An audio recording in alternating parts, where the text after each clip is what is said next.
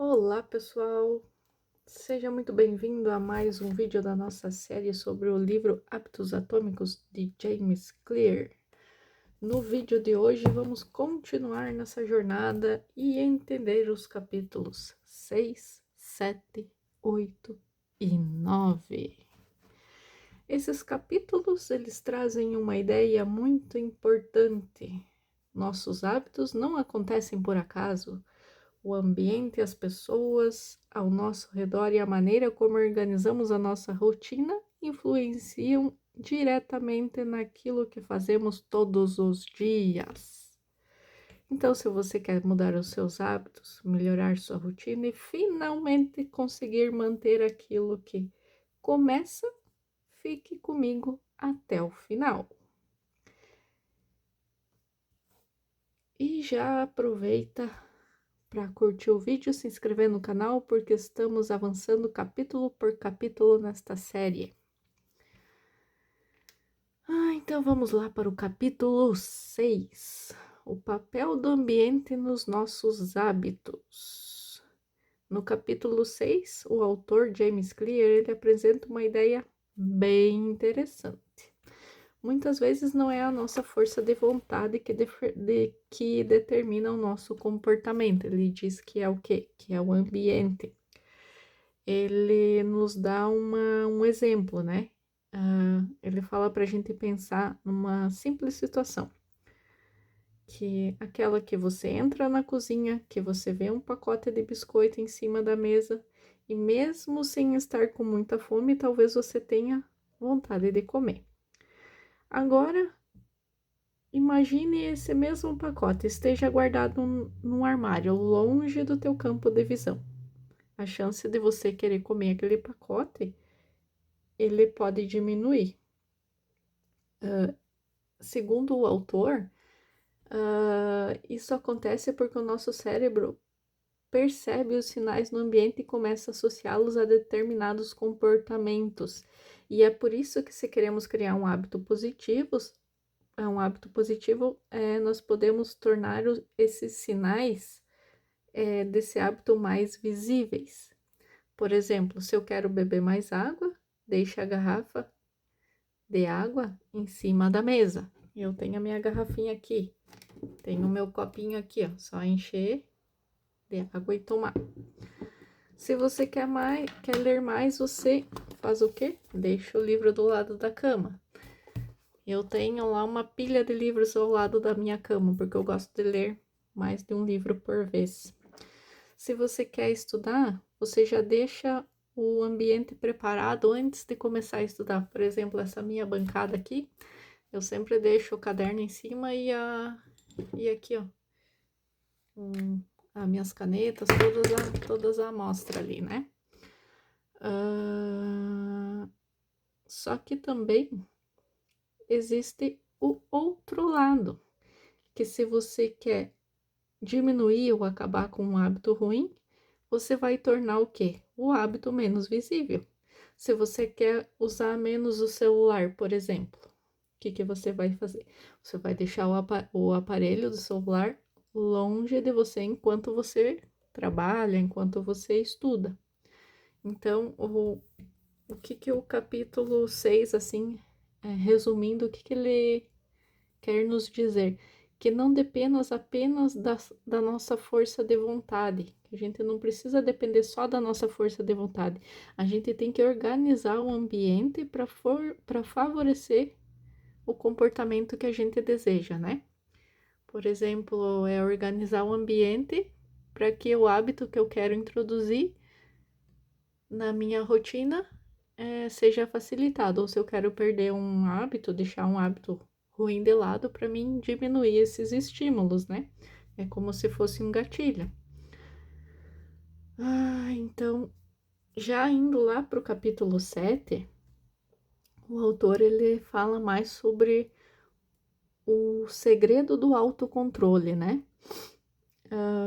No capítulo 7, o James Clear, ele fala sobre o autocontrole. E aqui existe uma mudança, digamos, importante de perspectiva. Normalmente a gente pensa que as pessoas disciplinadas, elas conseguem resistir às tentações porque elas têm uma força de vontade maior. Só que nesse capítulo o autor ele apresenta uma outra ideia, né? Pessoas com maior autocontrole geralmente são aquelas que passam menos tempo expostas às tentações. Por exemplo, uma pessoa que bebe bastante água é porque ela deixa o copo dela de água ali sempre disponível, né? Aos olhos dela para ela ir tomando aos pouquinhos. E quando ele fala que essas pessoas são menos expostas às tentações, por exemplo, digamos um empresário, ele não deixa o celular ao lado dele, ele deixa o celular longe, para quê? Para que ele consiga trabalhar e resista à tentação de cada notificação que cai no celular, que ele vai lá olhar. Por exemplo, assim, vamos imaginar uma pessoa que tenta comer menos doce. Se a pessoa deixa chocolate espalhado pela casa, ela vai precisar resistir várias vezes por dia. Digamos, ela deixa um chocolate na cozinha, um na sala, um no quarto. Em todos esses lugares que ela passar, ela vai ver o chocolate e ela vai precisar resistir, né, a esse estímulo de estar vendo o chocolate toda hora. Agora imagine que que essa pessoa ela pare de comprar chocolate. Então ela não precisa mais lutar contra a tentação toda vez que ela for abrir o armário e ver um chocolate lá, ou toda vez que ela passar pela sala, pelo quarto onde tinha o chocolate e esse chocolate não tá mais. Ela não precisa mais lutar contra essa tentação. Daí isso vai tornar a mudança, né, desse hábito de comer chocolate muito mais fácil. Então é melhor você não comprar o chocolate para não ter que ter a tentação. Isso é deixar de expor, né, os hábitos ruins, deixar de expor as tentações.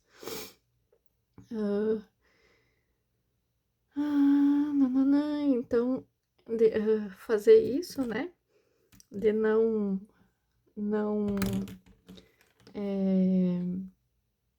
de não deixar a tentação visível, né? Isso torna a mudança muito mais fácil. Então, uma estratégia inteligente não é apenas perguntar como eu posso resistir, né, a essa tentação. A melhor pergunta pode ser como posso evitar a situação que me leva a esse comportamento. Vocês percebem a diferença?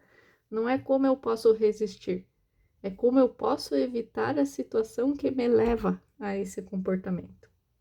Então, segundo o autor, né, esse princípio, ele é extremamente poderoso. Se existe um hábito que você quer eliminar, a gente tem que procurar identificar qual que é o gatilho, para depois a gente tentar modificar o ambiente para que esse gatilho ele apareça com menos frequência. Então, a principal mensagem, né, desse capítulo 7 é que o verdadeiro autocontrole muitas vezes começa com o controle do ambiente. Então, se você conseguir controlar o ambiente, de não ficar expondo hábitos ruins no ambiente, vai ser mais fácil de você resistir às tentações. E assim, se você quer melhorar um hábito, você expõe a tentação. Por exemplo, você expõe o copo de água para você beber mais. Com isso, a gente vai para o capítulo 8, que é como tornar um hábito irresistível. Desculpa aí, toquei na câmera, balancei vocês.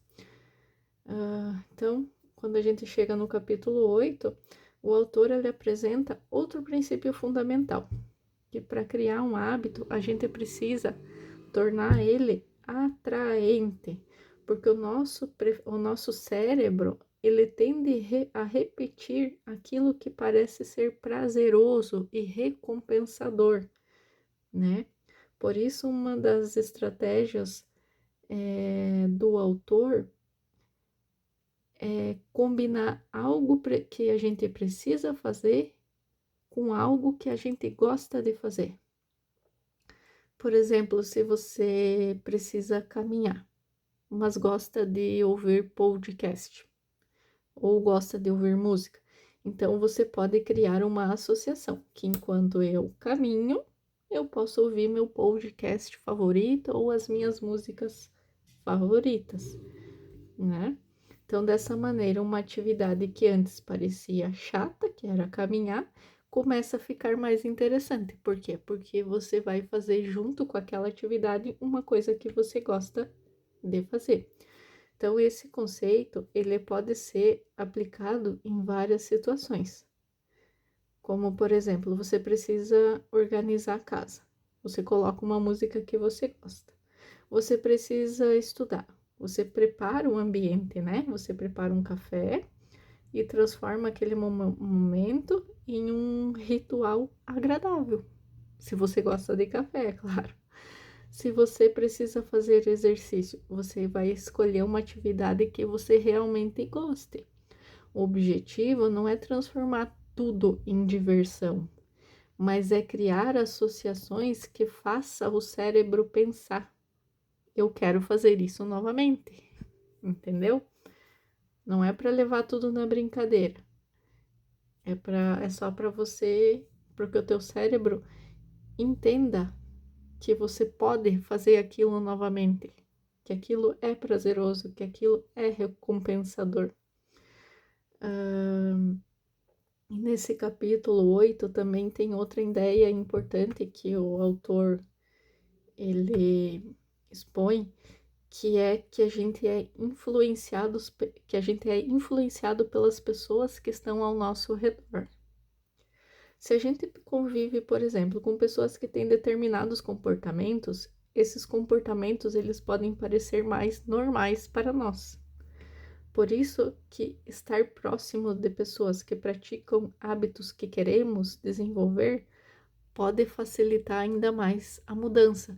Por exemplo, se eu quero começar a caminhar todo dia na rua, o interessante é a gente ter pessoas do nosso meio que também gostem de caminhar. E daí, assim, fica mais fácil desenvolver a mudança. E a gente vai para o capítulo 9 agora, que o capítulo 9 ele fala sobre a família e os grupos que influenciam nossos hábitos.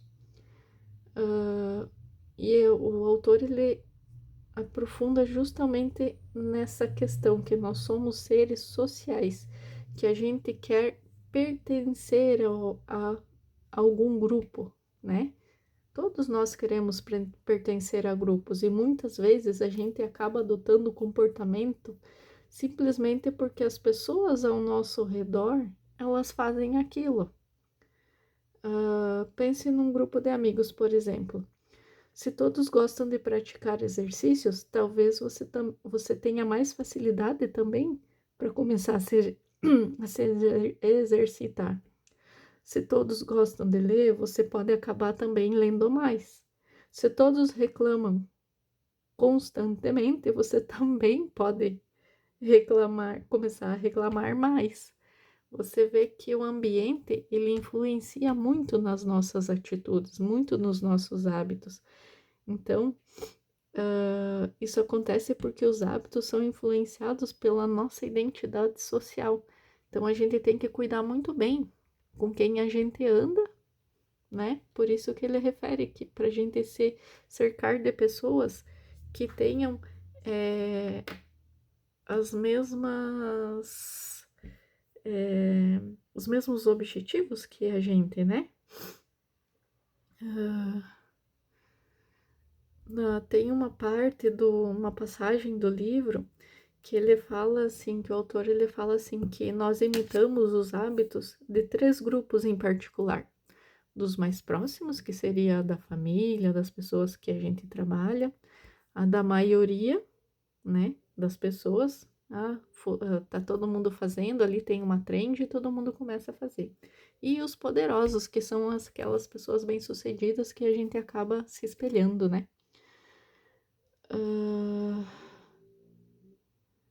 Então, os hábitos, eles são influenciados pela nossa identidade social, como eu já falei. Por isso, uma excelente estratégia para criar um novo hábito é aproximar-se de pessoas para quem aquele comportamento já é normal. Quer se tornar uma pessoa que lê, conviva com leitores. Quer praticar exercícios físicos? Procure por pessoas que também tenham esse hábito. Se você quer desenvolver a sua vida profissional, a gente deve se aproximar de pessoas que também buscam crescimento. Você não precisa simplesmente dizer, eu quero ter esse hábito. Pode começar a pensar, eu quero ser esse tipo de pessoa que faz isso. Você me compreende? Essa mudança de identidade é muito importante, né, pro autor. Ele refere muito essa mudança de identidade durante o livro. Porque quando um comportamento passa a fazer parte da nossa identidade, ele deixa de parecer apenas uma tarefa. Ele passa a representar quem nós somos. Então, para resumir os capítulos do 6 ao 9, vamos dar uma recapitulada. O capítulo 6, né? Então, nosso ambiente influencia nossos comportamentos, por isso a gente deve tornar os sinais dos bons hábitos visíveis. No capítulo 7, o autor fala sobre o autocontrole, que fica mais fácil quando reduzimos nossa exposição às tentações. No capítulo 8, que devemos tornar os hábitos atraentes, associando a coisas que a gente gosta. E no capítulo 9, as pessoas e os grupos aos quais pertencemos influenciam muito nos nossos hábitos. Então, perceba que existe uma sequência, assim, bem importante. O ambiente influencia, as tentações podem ser reduzidas, os hábitos, eles podem se tornar mais atraentes, e as pessoas ao nosso redor ajudam a moldar o nosso comportamento. E, como de costume, quero propor um desafio. Escolha um hábito que você gostaria de melhorar e depois faça 3 coisas. Primeiro, modifique seu ambiente para facilitar esse hábito. Segundo, elimine ou diminua os gatilhos de um hábito que você quer abandonar. E terceiro, procure se aproximar de pessoas que já praticam um comportamento que você deseja desenvolver. Faça isso durante os próximos dias e observe o que acontece. Então, chegamos ao final de mais um episódio da nossa série sobre o livro Hábitos Atômicos. E se esse vídeo te ajudou, deixe o seu like, se inscreva no canal e compartilhe com alguém que também quer melhorar os seus hábitos. E não pare por aqui. No próximo episódio, vamos continuar avançando nos próximos capítulos e descobrir outras estratégias que James Clear apresenta para transformar pequenos comportamentos em grandes mudanças. Até o próximo vídeo. Valeu!